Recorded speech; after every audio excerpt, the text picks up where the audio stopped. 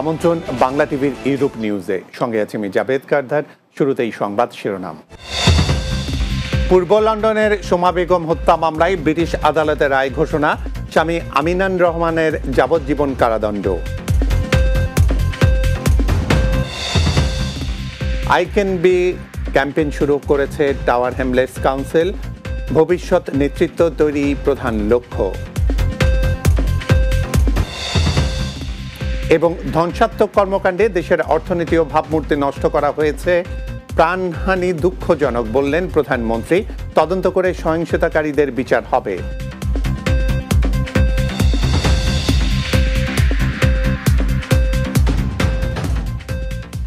শুনছিলেন শিরোনাম, এবার বিস্তারিত। পূর্ব লন্ডনের চাঞ্চল্যকর সোমা বেগম হত্যা মামলায় স্বামী আমিনান রহমানকে যাবজ্জীবন কারাদণ্ড দিয়েছেন ব্রিটিশ আদালত। নিজ ঘরে সন্তানের সামনে খুন হন সোমা বেগম। গত বছরের এপ্রিল মাসে তাকে হত্যার পর আমিনান রহমান একটি সুটকেসে করে ফেলে দেয় লি নদীতে। অর্ণব নাসিরের ডেস্ক রিপোর্ট।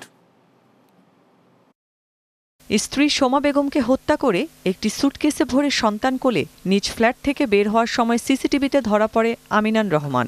সোমা বেগমের বয়স ছিল ২৪ বছর আর আমিনানের বয়স প্রায় দ্বিগুণ, ৪৬ বছর। সে সন্তানের সামনেই খুন করে স্ত্রী সোমাকে। সিসিটিভিতে দেখা যায় বাইরে নিয়ে লি নদীতে ফেলে দেয় সোমার মরদেহ।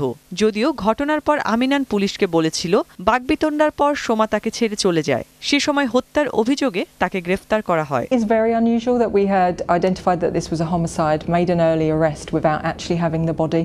But I think through the CCTV and understanding Suma's background, we were confident that she wouldn't have disappeared of her own accord. And the CCTV was very compelling. ফেলে দেওয়ার ১০ দিন পর নদী থেকে উদ্ধার করা হয় সোমার মৃতদেহ। পুলিশ জানিয়েছে, অনলাইনে সমবয়সী অন্য একজনের সাথে সম্পর্ক হয় সোমা বেগমের। তা নিয়েই দেখা দেয় বিরোধ। সোমাকে হত্যার পর ওই ব্যক্তিকে হত্যার হুমকি দেয় আমিনান। মধ্যপ্রাচ্যে থাকা ওই ব্যক্তি হুমকির কথা রেকর্ড করে জানায় পুলিশকে। বলেন, সোমা বেগম প্রাণ বাঁচাতে পালিয়ে যেতে চেয়েছিলেন, কিন্তু তাকে আটকে ফেলে আমিনান। এরপর আবার ফোন করে আমিনান জানায় সে সোমাকে খুন করেছে, এবার তাকেও খুন করবে। Awful evidence for anybody to have to listen to, but for Suma's relatives and for the witness, really devastating to have to relive that and just see how horrific this murder was and what she had to go through in those final minutes. সোমাকে হত্যার দায় আমিনানকে মঙ্গলবার যাবজ্জীবন কারাদণ্ড দিয়েছে old Bailey court. কারাদণ্ডের মেয়াদ হবে কমপক্ষে ২২ বছর। She had dreamed of a new, different life with a man about her own age, which dreams you stopped on the 29th of April last year when you very deliberately killed her. Sadly, these courts often have to deal with men who have murdered their wives or partners. But what you did was more shocking even than most of those awful crimes. খুন করার আগেও আমিনানের বিরুদ্ধে সোমাকে নির্যাতনের অভিযোগ ছিল পুলিশের কাছে। সোমার phone record থেকে দেখা যায় তিনি এ বিষয়ে স্থানীয়দের কাছেও সহায়তা চেয়েছিলেন, কিন্তু পাননি। I think language was a barrier, cultural reasons, but she was very isolated. You know, she was married to this person. She didn't really have her own finances to be able to do anything. So real isolation, and I think that was a real contributing factor for her not having the confidence to reach out. পরিবারের অভিযোগ, সোমা স্বার্থপর স্বামীর হাতে খুন হয়েছেন, আর যেন কাউকে এভাবে খুনের শিকার হতে না হয়, কোনো সন্তান যেন মাহারা না হয়, সেই আবেদন জানিয়েছে সোমার পরিবার। Look at the whole piece around, advice centres, availability of people being able to access support, refugees as well, and how many spaces there are in a local area. When a person does leave and does make that step, that is the most dangerous time for them. Arnab Nasir, news desk, Bangla TV. ভবিষ্যৎ নেতৃত্ব তৈরি করার লক্ষ্যে I can be campaign শুরু করেছে tower Hamlets council. বিভিন্ন কমিউনিটির মানুষকে magistrate, school governance, police community support officer, housing বা শিক্ষা বোর্ডের প্রতিনিধি কিংবা স্বেচ্ছাসেবী হওয়ার মাধ্যমে কমিউনিটি নেতা হিসেবে সিদ্ধান্ত গ্রহণের ভূমিকা রাখার লক্ষ্যে প্রকল্পটি চালু করা হয়েছে।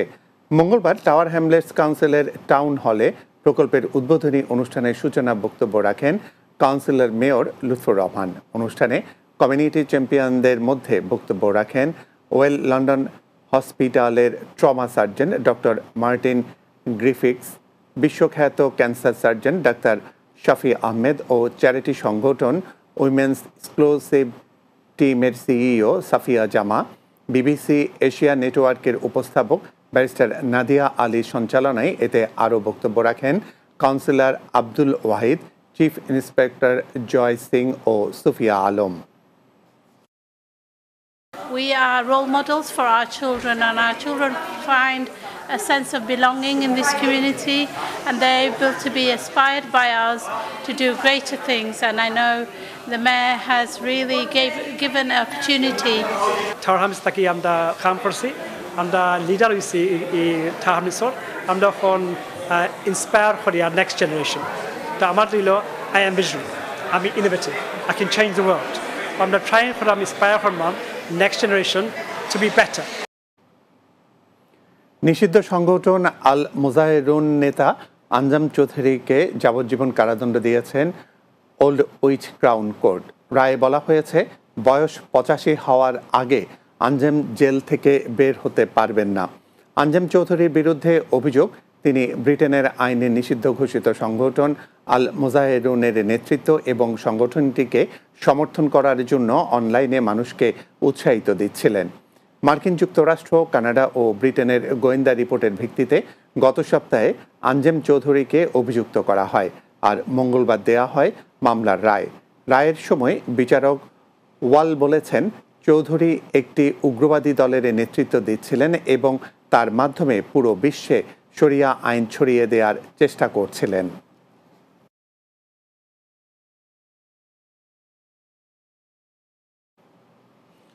এবার বাংলাদেশ প্রসঙ্গ। কোটা আন্দোলন ঘিরে সাম্প্রতিক সহিংসতায় দেশব্যাপী এতগুলো প্রাণ ঝরে যাওয়ায় দুঃখজনক উল্লেখ করে প্রধানমন্ত্রী শেখ হাসিনা বলেছেন, ধ্বংসাত্মক কর্মকাণ্ড চালিয়ে দেশের অর্থনীতি ও ভাবমূর্তি নষ্ট করা হয়েছে, সব তদন্ত করে জড়িতদের বিচার করা হবে। সহিংসতার সুষ্ঠু তদন্তে জাতিসংঘ সহ বিভিন্ন আন্তর্জাতিক সংস্থার সহযোগিতা চেয়েছেন সরকার প্রধান। বুধবার বঙ্গবন্ধু আন্তর্জাতিক সম্মেলন কেন্দ্রে জাতীয় মৎস্য সপ্তাহের উদ্বোধনী অনুষ্ঠানে এইসব কথা বলেন প্রধানমন্ত্রী। বিস্তারিত বুলবুল আহমেদের প্রতিবেদনে। সকালে রাজধানীর বঙ্গবন্ধু আন্তর্জাতিক সম্মেলন কেন্দ্রে জাতীয় মৎস্য সপ্তাহের উদ্বোধনী অনুষ্ঠানে যোগ দেন প্রধানমন্ত্রী শেখ হাসিনা। অনুষ্ঠানের শুরুতেই মৎস্য খাতে উল্লেখযোগ্য অবদানের স্বীকৃতি হিসেবে 22 ব্যক্তি ও প্রতিষ্ঠানকে জাতীয় মৎস্য পদক তুলে দেন প্রধানমন্ত্রী। পরে অনুষ্ঠানে বক্তৃতাকালে সাম্প্রতিক কোটা আন্দোলন ঘিরে দেশব্যাপী বিএনপি জামাত শিবিরের নাশকতার চিত্র তুলে ধরেন প্রধানমন্ত্রী। বলেন, দেশকে অর্থনৈতিকভাবে পঙ্গু করতে ও বিশ্বের কাছে ভাবমূর্তি ক্ষুণ্ণ করতেই এসব ধ্বংসযজ্ঞ চালানো হয়েছে। আন্দোলনের নামে এই ধ্বংসাত্মক কার্যকলাপগুলি দেশের অর্জনকে নষ্ট করা, আন্তর্জাতিকভাবে বাংলাদেশের ভাবমূর্তি নষ্ট করা, কে কি অর্জন করলো সেটাই আমার প্রশ্ন। আন্দোলন ঘিরে সহিংসতায় এতগুলো প্রাণহানির ঘটনায় মর্মাহত জানিয়ে সরকার প্রধান বলেন, কারো বুক খালি হোক তা কখনোই কাম্য নয়। এই আন্দোলনের নামে যে সমস্ত ঘটনা ঘটেছে, ধ্বংসাত্মক কাজ করেছে, তারপর অনেকগুলি প্রাণ ঝরে গেছে। আমি কোনোদিন ভাবতে পারিনি যে এই সময় এই ধরনের একটা অবস্থার সৃষ্টি হবে, আর সেখানে এতগুলি তাজা প্রাণ যাবে। কারণ স্বজন হারা বেদনা নিয়ে আমি বেঁচে আছি। আমি জানি একজন আপনজন হারালে কি কষ্ট হয়। সহিংসতায় প্রতিটি মৃত্যুর ঘটনায় বিচার বিভাগীয় তদন্ত করে দোষীদের বিচার করা হবে বলেও জানান সরকার প্রধান। আমরা জুডিশিয়াল কমিটি গঠন করে দিয়েছি, কারণ দাবির অপেক্ষা আমি রাখিনি। আমি তার আগেই জুডিশিয়াল কমিটি করে দিয়ে, এবং আজকে আবার আমি নির্দেশ দিয়েছি, আমরা একজন জজ সাহেবকে দিয়ে করেছিলাম, সেখানে আমি বলেছি আরও 2জন জজ সাহেব দিয়ে, আরও 2জন লোকবল বৃদ্ধি করে দিয়ে, এবং তার তদন্তের পরিধি বাড়ানো। এ সময় তদন্তের বিষয়ে জাতিসংঘ সহ আন্তর্জাতিক সংস্থার সহযোগিতা কামনা করেন প্রধানমন্ত্রী শেখ হাসিনা। আমরা জাতিসংঘের কাছে আবেদন করেছি, আন্তর্জাতিকভাবে বিভিন্ন সংস্থা আছে, বিশেষ করে বিদেশে, তাদের কাছে আমরা সহযোগিতা চাই যে এই ঘটনার যথাযথ সুষ্ঠু তদন্ত এবং যারা এর সঙ্গে দোষী তাদের সাজার ব্যবস্থা। বুলবুল আহমেদ, বাংলা টিভি, ঢাকা। আগুন সন্ত্রাস, নাশকতাকারী ও স্বাধীনতা বিরোধী অপশক্তির বিরুদ্ধে ঐক্যবদ্ধ লড়াইয়ে আহ্বান জানিয়েছেন আওয়ামী লীগের সাধারণ সম্পাদক ওবায়দুল কাদের। বুধবার সকালে বঙ্গবন্ধু এভিনিউয়ে আওয়ামী লীগের কেন্দ্রীয় কার্যালয়ে সাবেক ছাত্রলীগ নেতাদের সঙ্গে মতবিনিময় সভায় তিনি এই আহ্বান জানান। ওবায়দুল কাদের বলেন, স্বাধীনতা ও মুক্তিযুদ্ধ বিরোধী অপশক্তিকে যে কোনো মূল্যে প্রতিহত করা হবে। আগুন সন্ত্রাসীদের ধ্বংসলীলা আবারও শুরু হয়েছে উল্লেখ করে তিনি বলেন, এই নারকীয় তাণ্ডবের বিরুদ্ধে সবাইকে একসঙ্গে লড়তে হবে। এই সময় কেন্দ্রীয় নেতাসহ সাবেক ছাত্র নেতাদের দায়িত্ব ভাগ করে দেওয়ার কথা জানান আওয়ামী লীগের সাধারণ সম্পাদক। এই পরিস্থিতিতে নেতাকর্মীদের দায়িত্ব পালনের বিষয়টি ভবিষ্যতে মূল্যায়ন করা হবে বলেও জানান তিনি। স্বাধীনতা বিরোধী, মুক্তিযুদ্ধ বিরোধী, গণতন্ত্র বিরোধী এই অপশক্তিকে যে কোনো মূল্যে আমাদের প্রতিরোধ করতে হবে। শেখ হাসিনার হাতকে শক্তিশালী করে। সহিংসতার কারণে ইন্টারনেট বন্ধ হয়ে যাওয়ায় 2 সপ্তাহের পর দেশে সচল হলো ফেসবুক, ইউটিউব, টিকটক সহ সব ধরনের সামাজিক যোগাযোগ মাধ্যম। বুধবার দুপুর 2টার পর থেকে স্বাভাবিকভাবে ব্যবহার করা যাচ্ছে এইসব সামাজিক যোগাযোগ মাধ্যমগুলো। এর আগে সকালে বিটিআরসি ভবনে সামাজিক কয়েকটি যোগাযোগ মাধ্যমের মালিক প্রতিষ্ঠান মেটার প্রতিনিধিদের সঙ্গে অনলাইনে বৈঠক করেন ডাক, টেলিযোগাযোগ ও তথ্য প্রযুক্তি প্রতিমন্ত্রী জুনায়েদ আহমেদ পলক। পরে ব্রিফিংয়ে তিনি জানান, বিকেলের মধ্যে এইসব ওয়েবসাইটের ক্যাশ সার্ভার খুলে দেয়া হবে। বৈঠকে মেটার প্রতিনিধি গুজব অপপ্রচার বন্ধে ভবিষ্যতে সরকারকে সর্বোচ্চ সহযোগিতার প্রতিশ্রুতি দিয়েছে বলে সাংবাদিকদের জানান আইসিটি প্রতিমন্ত্রী। এছাড়া ইন্টারনেটের গতি বৃদ্ধির লক্ষ্যে কাজ করা হচ্ছে বলেও জানান তিনি। আমি আনুষ্ঠানিকভাবে আজকে আপনাদেরকে জানাতে চাচ্ছি যে আজকে আমরা সেই বিধিনিষেধ আমরা প্রত্যাহার করে নিচ্ছি এবং বাংলাদেশে আমাদের সাইবার স্পেসে আমরা ফেসবুক, টিকটক এবং ইউটিউবের কার্যক্রম পরিচালনা করতে আর কোনো আমরা বাধা রাখছি না। এটা সম্পূর্ণভাবে সবগুলো অ্যাপ্লিকেশন আমরা ওপেন করে দিচ্ছি। সার্বিক পরিস্থিতির উন্নতি সাপেক্ষে কারফিউ আরও শিথিল হওয়ায় দেশব্যাপী স্বাভাবিক জীবনযাত্রা। বুধবার দিনভরই সবখানে চলছে ছোট বড় দূরপাল্লার সকল যানবাহন। দেশজুড়ে পূর্ণ সময়ে খোলা সকল অফিস, হাটবাজার, মার্কেট সবখানে পুরোদমে খুলেছে সকল মার্কেট, বিপণী বিতানে দোকানপাট। দৈনন্দিন কাজকর্মে স্বাভাবিক পরিবেশ ফিরে আসায় সাধারণ জনমনে এসেছে স্বস্তি। এদিকে যে কোনো অপ্রীতিকর ঘটনা এড়াতে সারা দেশে সতর্ক নজরদারিতে রয়েছে আইনশৃঙ্খলা বাহিনী।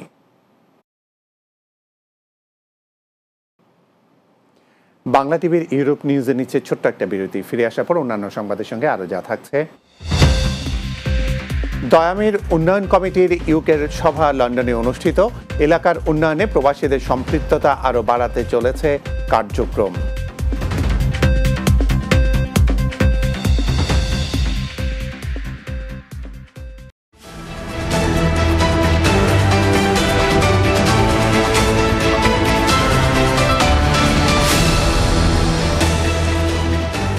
বাংলা টিভির ইউরোপ নিউজে আবারও স্বাগত। লন্ডন টাইগার্সের ব্যবস্থাপনায় রোববার ওয়েস্ট লন্ডনের রিজেন্ট পার্কে বার্ষিক ফ্যামিলি স্পোর্টস ডে অনুষ্ঠিত হয়েছে। অনুষ্ঠানে দেশীয় ঐতিহ্যবাহী খেলা কাবাডি ও টাগ অফ ওয়ার সহ শিশু ও তরুণদের বিভিন্ন খেলাধুলা উপভোগ করেন অতিথিরা।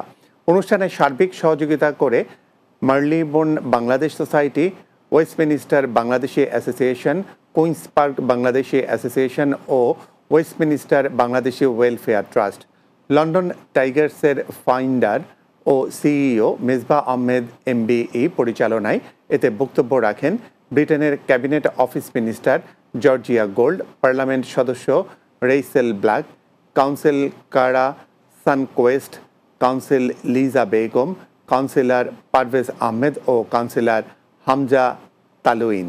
এছাড়াও আয়োজকদের পক্ষ থেকে বক্তব্য রাখেন ইমতাজ আলী, শাহিন মিয়া, খোকন মিয়া ও লোকমান আহমেদ সহ অনেকে। Normally have over 500-700 people that participate in this tournament, from under 5s all the way to over 50s, and we have activities for all. And what a timing of Olympic has launched just a couple of days ago, and this is the whole time of encouraging athletic sports, as well as we've got Kabaddi, our Asian national sports. I think this is a fantastic community event which brings people together from the whole of Westminster, brings organisations together from the whole of Westminster. Everyone's having a great time, and I think the work that's been put in by all these communities. So proud that London Tigers was born in my constituency, Queen's Park and Maida Vale, and they're now making a massive difference across the whole of London. Beanibazar উপজেলা প্রগতি education trust ইউকের দ্বিবার্ষিক সাধারণ সভা অনুষ্ঠিত হয়েছে। রোববার পূর্ব লন্ডনের একটি হলে অনুষ্ঠিত এই সভায় প্রগতি এডুকেশন ট্রাস্টের ট্রাস্টিরা উপস্থিত ছিলেন। এডুকেশন ট্রাস্টের সভাপতি মঞ্জুরুস সামাদ চৌধুরী মামুনের সভাপতিত্বে অনুষ্ঠান পরিচালনা করেন সাধারণ সম্পাদক আকবর হোসেন।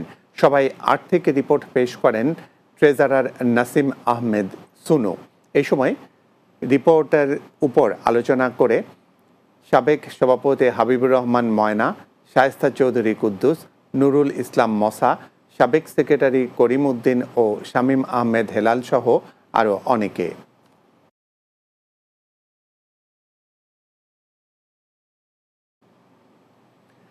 সিলেট ওসমানীনগরে দয়ামির উন্নয়ন কমিটি ইউকের উদ্যোগে এলাকার উন্নয়ন কার্যক্রম নিয়ে আলোচনা সভা অনুষ্ঠিত হয়েছে। সিরাজ আলীর সভাপতিত্বে সোমবার পূর্ব লন্ডনের একটি রেস্টুরেন্টে এই সভা অনুষ্ঠিত হয়। এতে বক্তব্য রাখেন আব্দুল ওদুদ, আব্দুল হাদি, আবুল কালাম আজাদ, আব্দুল সাহিদ, আব্দুল মজিদ ও আলী হোসেন সহ অনেকে। বক্তারা বলেন, এলাকার গরিব, দুঃখী ও অসহায় মানুষের সাহায্যে সহযোগিতা করাই সংগঠনটির মূল লক্ষ্য। বিগত 2 বছরে সংগঠনটির পক্ষ থেকে প্রায় 5 লক্ষ টাকা দুস্থদের চিকিৎসার জন্য অনুদান দেওয়া হয়েছে। আগামীতে প্রবাসী এই সংগঠনটি এলাকার উন্নয়নে আরও কাজ করবে বলেও জানান কমিটির নেতৃবৃন্দ।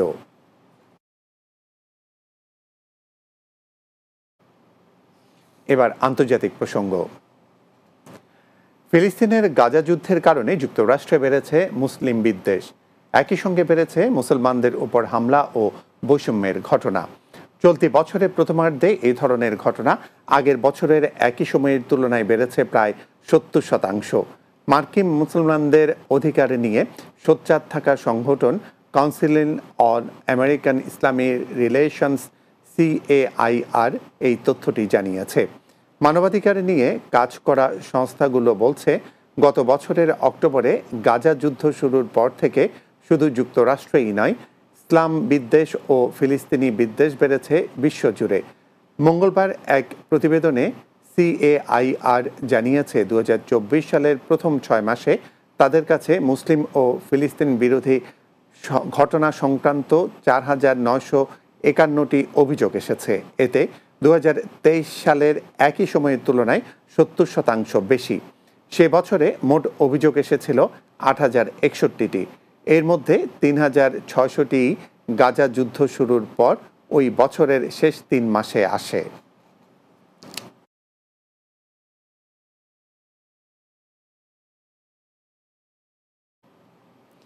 শেষ করব বাংলা টিভির ইউরোপ নিউজ। তার আগে সংবাদ শিরোনামগুলো জানিয়ে দিচ্ছি আরও একবার।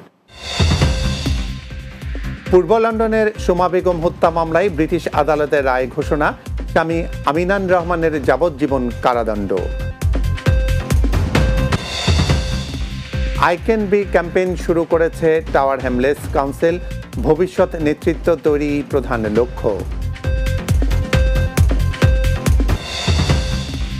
ধ্বংসাত্মক কর্মকাণ্ডে দেশের অর্থনীতি ও ভাবমূর্তি নষ্ট করা হয়েছে, প্রাণহানি দুঃখজনক বললেন প্রধানমন্ত্রী।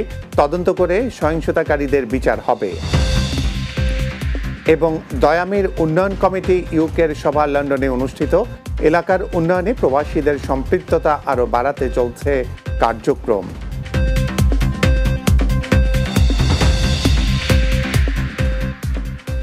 এই ছিল বাংলা টিভির ইউরোপ নিউজে। এতক্ষণ সঙ্গে থাকার জন্য ধন্যবাদ সবাইকে।